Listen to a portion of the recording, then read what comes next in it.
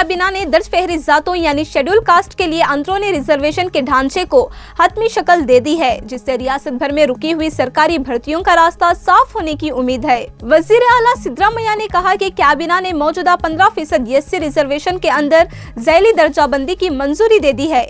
इसके तहत right hand और लेफ्ट हैंड ग्रुप्स को 5.25% रिजर्वेशन दिया गया है, जबकि दीगर एससी बरादरियों जिनमें खाना बदोश ग्रुप भी शामिल हैं, इनको 4.55% रिजर्वेशन दिया जाएगा। इन्होंने बताया कि रियासत ने पहले एससी के लिए 17% और एसटी यानी शेड्यूल ट्राइब्स के लिए 7% रिजर्वेशन का मंसूबा बनाया था, लेकिन अदालत की हिदायत के बाद एससी के लिए 15% और एसटी के लिए 3% रिजर्वेशन पर वापस आना पड़ा। वज़ीर आला ने कहा कि नए फार्मूले के नाफिज होने के बाद खाली आसामियों को भरने में सबसे बड़ी रुकावट दूर हो गई है और अब सरकारी भर्तियों के नोटिफिकेशन फौरी तौर पर जारी किए जाएंगे। इन्होंने ये भी वाज़ेह किया कि कैबिना के इजलास में ये फैसला मुतफ़क्का तौर पर लिया गया और किसी भी दलित वज़ीर ने इस पर इख्तिलाफ नहीं किया। दूसरी जानिब अपोजिशन बीजेपी ने इस फैसले पर तनकीद करते हुए इल्जाम लगाया कि हुकूमत ने इंसाफ देने के बजाय उलझन पैदा की है। बीजेपी के सीनियर लीडर गोविंद कारजोल ने कहा कि हुकूमत दलित बरादरियों को गुमराह कर रही है और अगर तकरीबन 30 साल से ज़ेरे इल्तिवा मुतालिबात पूरे ना किए गए तो एहतजाज किया जाएगा। इन्होंने कहा कि जस्टिस सदाशिवा कमीशन समेत पहले दी गई सिफारिशात को नाफिज किया जाना चाहिए था। इनका दावा था कि साबिक बीजेपी हुकूमत ने आबादी के एदाद और शुमार के मुताबिक एससी के लिए 17% और एसटी के लिए 7% रिजर्वेशन बढ़ाया था। गोविंद कारजोल ने मजीद इल्जाम लगाया कि मौजूदा हुकूमत अदालत में इस बढ़े हुए कोटे की दिफा करने में नाकाम रही और पुरानी हदों पर वापस आ गई, जो समाजी इंसाफ के लिए एक बड़ा धचका है।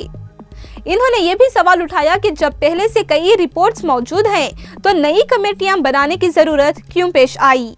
ಒಳ ಮೀಸಲಾತಿ ಬಗ್ಗೆ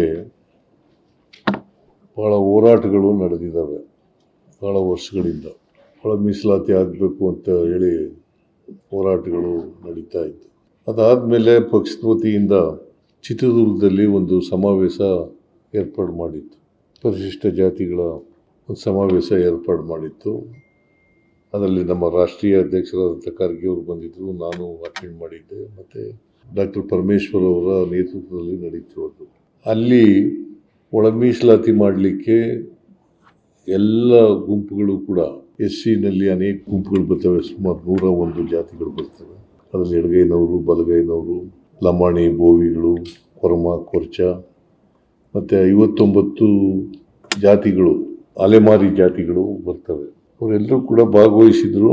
ಅಲ್ಲಿ ಒಳ ಮೀಸಲಾತಿಯನ್ನು ಮಾಡಲಿಕ್ಕೆ ಸರ್ವಾನುಮತದಿಂದ ಒಪ್ಪಿಗೆ ಆಗಿತ್ತು।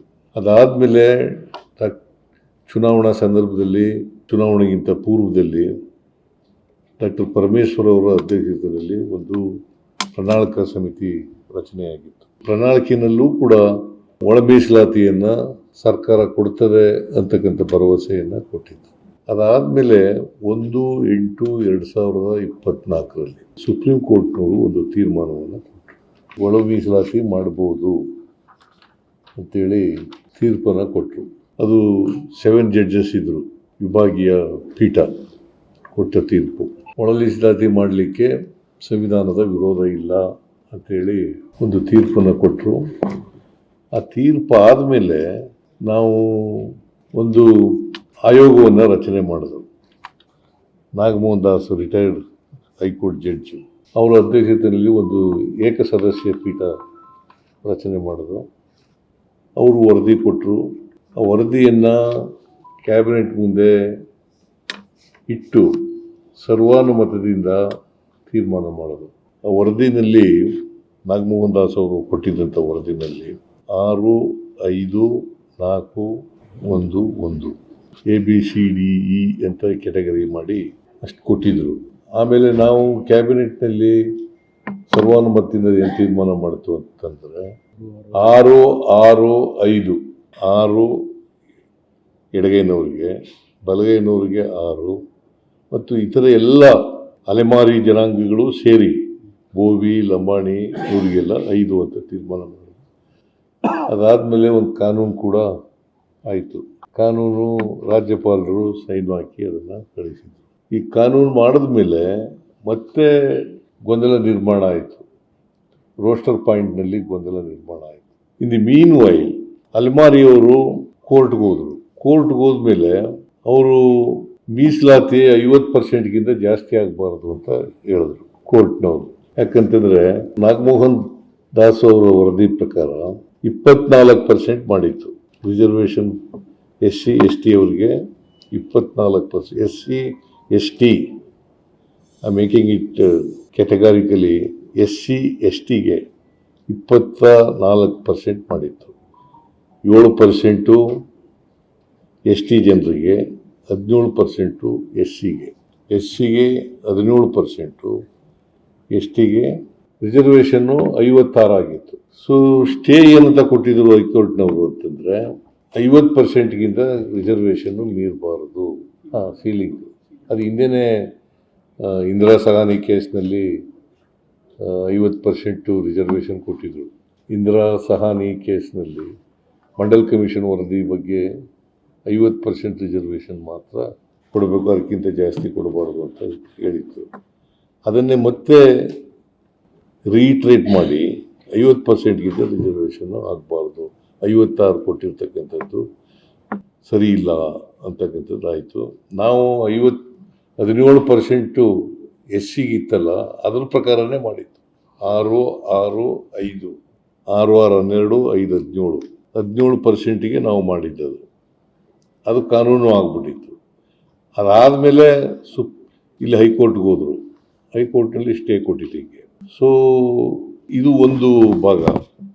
ಕೋರ್ಟು ಸ್ಟೇ ಕೊಟ್ಟಿರೋದು 6% ಅದನ್ನು ವ್ಯಾಕೆಂಟ್ ಇಡಬೇಕು ಅಂಥೇಳಿ ನಾವು ತೀರ್ಮಾನ ಮಾಡಿ ಅದನ್ನು ಮಾಡಿದ್ರು.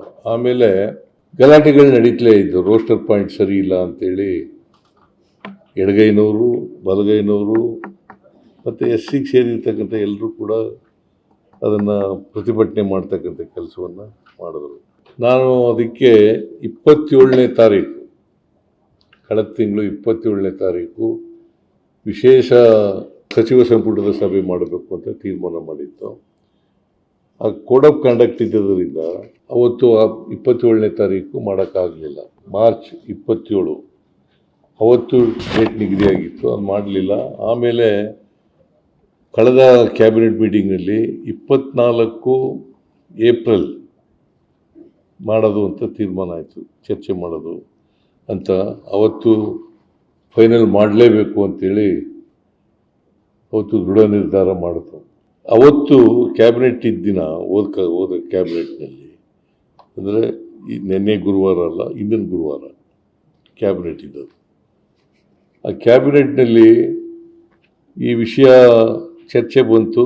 ಚರ್ಚೆ ಬಂದಾಗ ಯಾವ ಡೇಟು ಮಾಡೋದು ಏನು ಅಂತೇಳಿ ಇದು ಚರ್ಚೆ ಆದಾಗ 24ನೇ ತಾರೀಕು ಮಾಡೋದು ಅಂತೇಳಿ ತೀರ್ಮಾನ ಆಯಿತು. ಅವತ್ತೇ ನಾವು ಏನು ತೀರ್ಮಾನ ಮಾಡೋದು ಅಂತಂದರೆ, ಕ್ಯಾಬಿನೆಟ್ನಲ್ಲಿ ಒಂದು ಸಲಹೆ ಏನು ಬಂತು ಅಂತಂದರೆ, ಒಂದು ಚೀಫ್ ಸೆಕ್ರೆಟರಿ ಅವರ ಅಧ್ಯಕ್ಷತೆಯಲ್ಲಿ ಒಂದು ಟೆಕ್ನಿಕಲ್ ಕಮಿಟಿ ಮಾಡಬೇಕು ಅಂತ ತೀರ್ಮಾನ ಆಯಿತು. ಅವರು ಇವತ್ತು ವರದಿಯನ್ನು ಕೊಟ್ಟರು. ಆಮೇಲೆ ಕೋರ್ಟ್ನವರು 50% ರಿಸರ್ವೇಷನ್ ಹೇಳಿರೋದ್ರಿಂದ SCಗಳಿಗೆ 15% ಬರೋದು, STಗೆ 3% ಬರ್ತದೆ.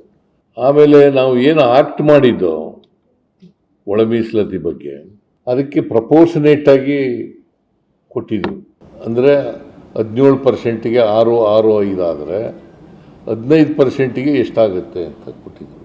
5.3 ಪ್ಲಸ್ 4.4, 5.3 ಪ್ರಪೋರ್ಷನೇಟಾಗಿ 17% ಇದ್ದಾಗ 6, 6, 5, 15%ಗೆ ಕಡಿಮೆ ಆದಾಗ 5.3, 5.3, 4.4 ಗೊತ್ತಾಯ್ತಲ್ಲ. 15 ಒಟ್ಟಿಗೆ 15 ಆಗಬೇಕು. 5.3, 5.3, 4.4 ಅದರ ಒಂದು ರಿಪೋರ್ಟ್ ಕೊಟ್ಟಿದ್ದರು. ಆ ರಿಪೋರ್ಟ್ನಲ್ಲಿ 2-3 ಆಪ್ಷನ್ಗಳನ್ನ ಕೊಟ್ಟಿದ್ದರು.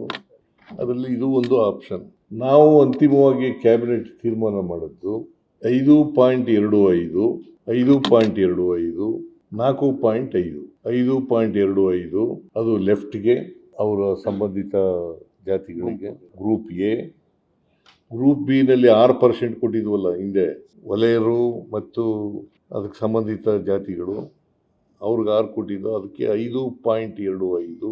ಬೋವಿ, ಲಂಬಾಣಿ, ಕೊರ್ಚ, ಕೊರಮ ಮತ್ತು 59 ಅಲೆಮಾರಿ ಜಾತಿಗಳು, ಇವೆಲ್ಲ ಸೇರಿ 4.5. ಇದು ಸರ್ವಾನುಮತದಿಂದ ತೀರ್ಮಾನ ಆಗಿರ್ತಕ್ಕಂಥದ್ದು. KH ಮುನಿಯಪ್ಪನವರು ಒಪ್ಕೊಂಡಿದ್ದಾರೆ, ತಿಮ್ಮಾಪುರ ಒಪ್ಕೊಂಡಿದ್ದಾರೆ, ತಂಗಡಿಗೆಯವ್ರಿಗೂ ಒಪ್ಕೊಂಡಿದ್ದಾರೆ, ಡಾಕ್ಟರ್ ಪರಮೇಶ್ವರ್ ಅವರು ಒಪ್ಕೊಂಡಿದ್ದಾರೆ, ಮಾದೇವಪ್ಪನವರು ಒಪ್ಕೊಂಡಿದ್ದಾರೆ, ಪ್ರಿಯಾಂಕನೂ ಒಪ್ಕೊಂಡಿದ್ದಾರೆ, ಸತೀಶ್ ಜಾರಕಿಹೊಳಿನೂ ಒಪ್ಕೊಂಡಿದ್ದಾರೆ. ಎಂಟೈರ್ ಕ್ಯಾಬಿನೆಟ್ಟು ಕೂಡ ಸರ್ವಾನುಮತದಿಂದ ಒಪ್ಕೊಂಡಿದೆ.